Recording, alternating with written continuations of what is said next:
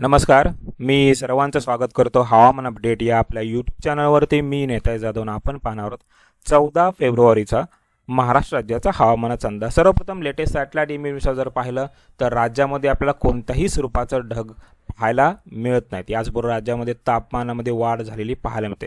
याचबरोबर उत्तरेचा विचार केला, उत्तरेला आज 13 तारखेला एक मध्यम स्वरूपाचा WD दाखल झाला आहे. मात्र या WDचा प्रभाव हा फक्त देशाचा उत्तरेचा भाग या भागामध्येच मर्यादित आहे. कारण हा जो WD आहे तो WDचा पाथ जो आहे तो देशाचा उत्तर भाग असेल, जे आपले सीमावर्ती भाग आहे काश्मीरचा त्या भागापासून उत्तरेला असल्यामुळे याचा प्रभाव आपल्याला फारसा पाहायला मिळाला नाही. याचबरोबर उत्तर भारतामधून जे वारं येतं ते वारं राजस्थानच्या मध्यवर्ती भागापासून याचबरोबर मध्य प्रदेश उत्तर प्रदेशच्या काही भागापुरतंच मर्यादित आहे. तसंच हे वाऱ्यामुळे काही प्रमाणामध्ये उत्तर भारतामध्येही आता हळूहळू टेम्परेचरमध्ये वाढ पाहायला मिळते. याचबरोबर येणारा जो WD असेल तो येणारा WD 16 फेब्रुवारी उत्तर भारतामध्ये दाखल होणार आहे. मात्र हाही WD मध्यम स्वरूपात असण्याची दाट शक्यता आहे.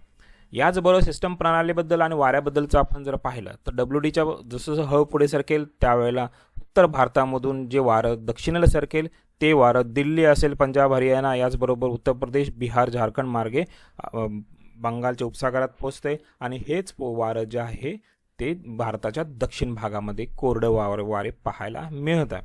तर याच्या प्रभावामुळे जे काही वादळाची निर्मिती होणार होती, म्हणजे कमी दाबाच्या क्षेत्रांची निर्मिती जी होणार आहे, तर या कमी दाबावरती अफेक्ट आपल्याला पाहायला मिळते. मात्र हे जे कमी दाब आहे ते सुरुवातीला भारताच्या दिशेला येत होतं. मात्र याचा जो ट्रॅक असेल तो ट्रॅक मात्र श्रीलंकेच्या मध्य भागापासून देशाचा दक्षिण भाग असेल त्या भागापासून आपल्याला अरबी समुद्राकडे जाण्याची दाट शक्यता आहे. त्यामुळे जो पावसाचं वातावरण निर्मिती होणार आहे ती फक्त दक्षिण भारताचा दक्षिण भाग असेल याच भागामध्ये आपल्याला पाहायला मिळू शकतं. राज्याचा विचार केला, राज्यामध्ये पावसाची शक्यता एकदम कमी पाहायला मिळतं. कारण की या ठिकाणी एक सायक्लोन सर्क्युलेशन आहे.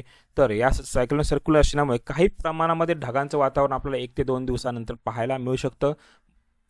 याचबरोबर उष्णतेमध्ये वाढ पाहायला मिळत आहे. त्यामुळे कदाचित ढगांची निर्मिती आपल्याला पाहायला मिळेल. पावसाची शक्यता फार कमी आहे. याचबरोबर उष्णतेचा विचार केला, म्हणजे मॅक्झिमम टेम्परेचरचा विचार केला, संपूर्ण विदर्भामध्ये जर विचार केला, संपूर्ण विदर्भामध्ये जवळपास 34 डिग्रीच्या वरती तापमान आपल्याला पाहायला मिळत आहे.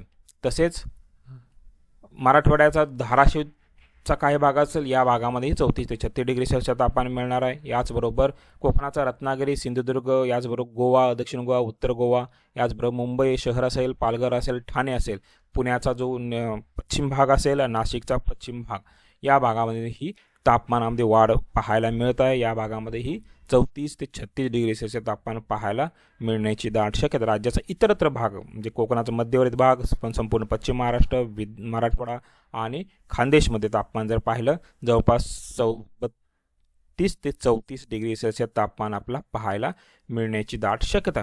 याचबरोबर IMDच्या हवामान खात्याच्या अंदाजानुसार जर पाहिलं तर येणाऱ्या 24 तासापासून रत्नागिरी असेल, सिंधुदुर्ग असेल या ठिकाणी आपल्याला उष्णतेच्या लाटेचा इशारा देण्यात आला आहे. याचबरोबर परवा दिवशी म्हणजे 15 तारखेला रायगड असेल आणि रत्नागिरी असेल या ठिकाणी येलो अलर्ट जारी केला आहे. उष्णतेची लाट या ठिकाणी पाहायला मिळू शकतं.